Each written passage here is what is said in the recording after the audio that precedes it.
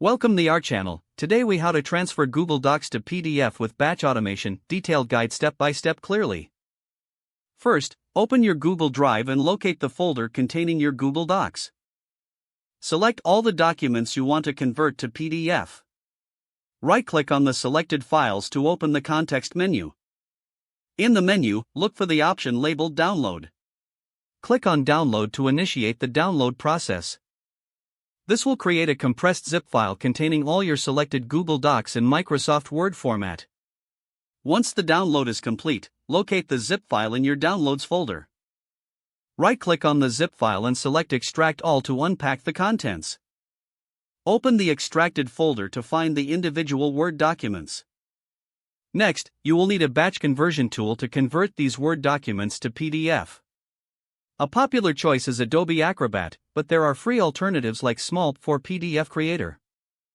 Open your chosen batch conversion tool.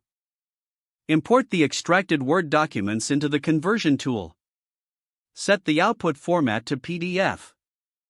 Review any additional settings to ensure they match your requirements. Begin the conversion process by clicking on the Convert or Start button. The tool will process the documents and convert them into PDF format. Once the conversion is complete, navigate to the output folder specified by the conversion tool. You should see all your files converted to PDF.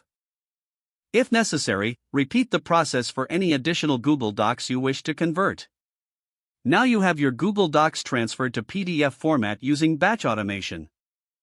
If the page does not load, refresh the browser or try again in a private or incognito window. Make sure you are using the correct email address, then retype it carefully to avoid small typos. If your password is not accepted, use the reset option and create a new strong password you can remember. Check your spam folder for verification or security emails, then complete any requested confirmation steps. Enable two-factor authentication if available to improve account security and reduce unauthorized access risk. After signing in, review your profile details so your contact information and settings are accurate and current.